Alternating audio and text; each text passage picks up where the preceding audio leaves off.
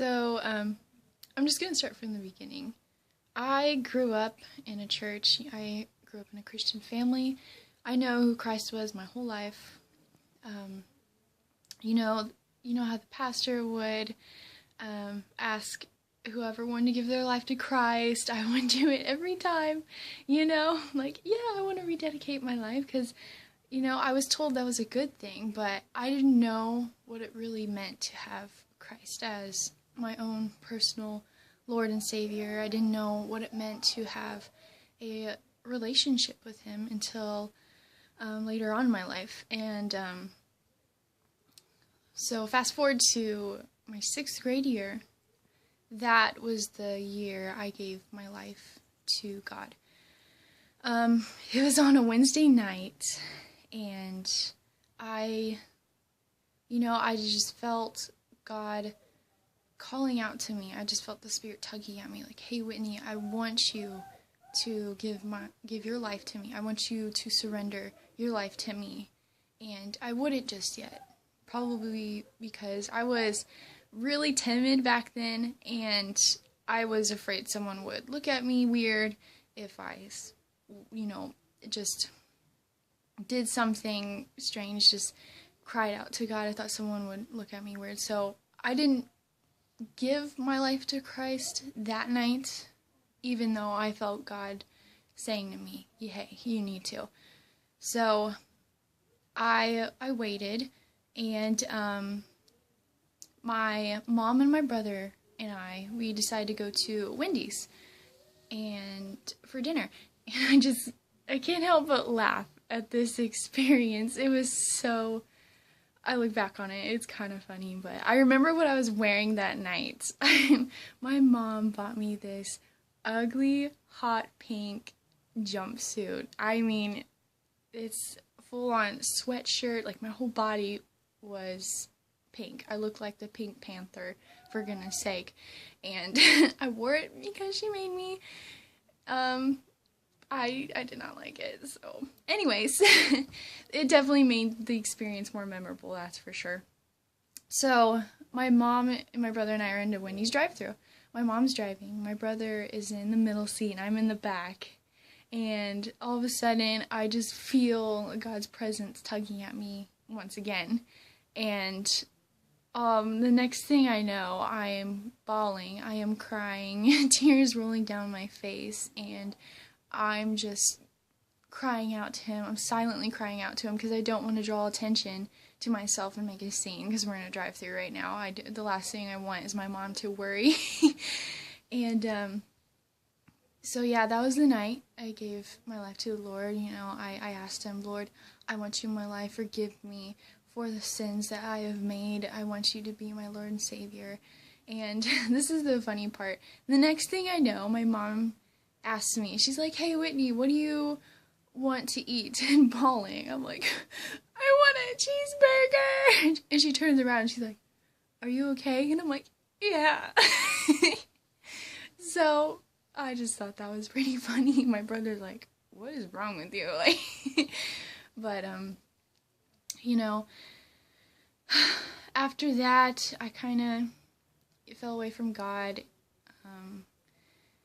I felt so much joy after that night. I felt so much joy and happiness, and my life was changed for the better. I was a child of God, and I knew it.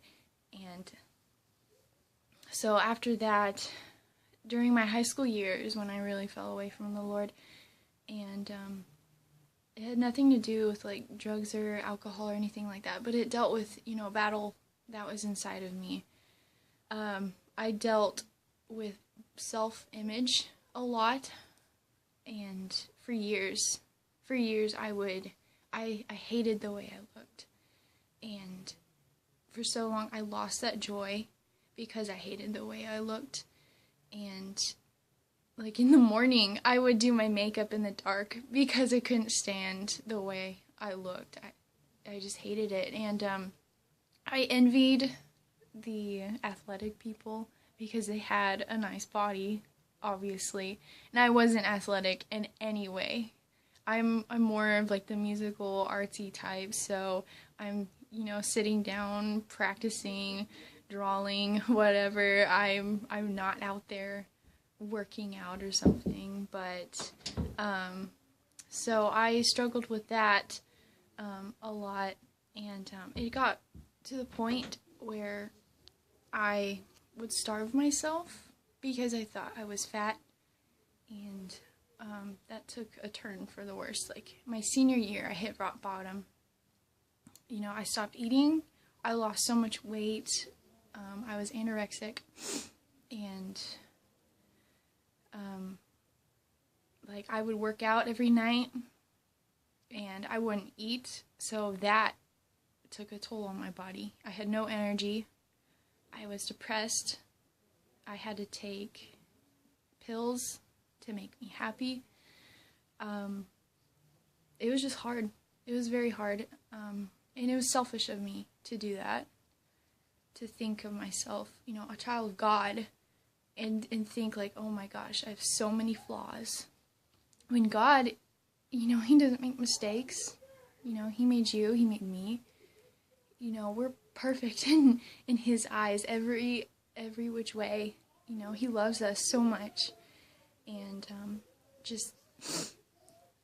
I had so many people helping me through this, especially my parents. I don't think I could have overcame this without them. And I would have random people come up to me and be like, hey, are you okay? You look sick. So, just after that kind of hit me. Like, oh my gosh, people I don't even know are wondering what's up. So that kind of hit me, and I decided, one night I came home from school. I went to my room, and I cried out to God again. I was like, oh, God, I can't do this anymore. I'm sick. I have no energy. I confessed you are not the first thing in my life. I made myself the first thing in my life. I made other people an idol because I wanted to look like them. I wanted to be like them. And I'm like, God, I can't do this anymore. I'm not happy. My parents are like, where's our joyful Whitney, And after that night, I was going to get better overnight. I was sick. I wasn't going to get better. I gradually got off the pills. I started to eat more and more, gradually gained the weight back. So that was definitely a struggle after I have, gotten into the habit of not eating and doing that stuff. So, but I'm better today. I'm so happy, and I encourage you to, if you're struggling, God is always the answer.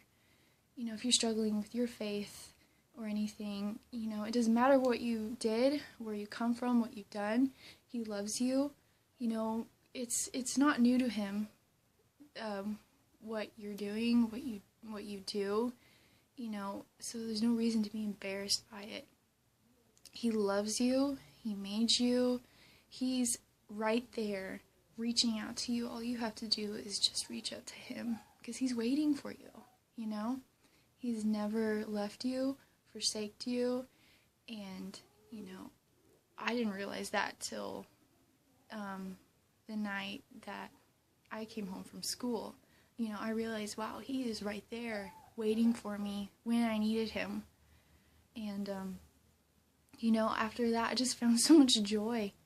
If you're struggling to find that happiness, there is so much joy in surrendering your life and trusting God with everything. To realize that you don't have to lean on your own understanding. Life can throw so many curveballs, and we don't even know how to fix the problems or overcome the things that life throws at us. But all you have to do is just have faith in the Lord and trust in him fully, and he will take care of it. And that's the most refreshing thing to hear, that you don't have to do this. You don't have to take this battle, because God already has. He already has taken this battle. He's already won the battle. That's it. Just know that when you give your life to Christ, when you are a child of God, you're going to heaven. No matter what happens. If worst comes to worst, you go to heaven. I mean, that's the most refreshing thing to hear. So I just encourage you, tell your friends who are struggling as well, you be light in their world, who are struggling and searching, because they're crying out to the people who get it, the people who, have this light in Jesus. They want these Christians to share Jesus with them. And so, don't be afraid. Ask God to give you strength to share what he has to say to hurting people. So I hope you enjoyed this conversation, and I hope we can connect again someday.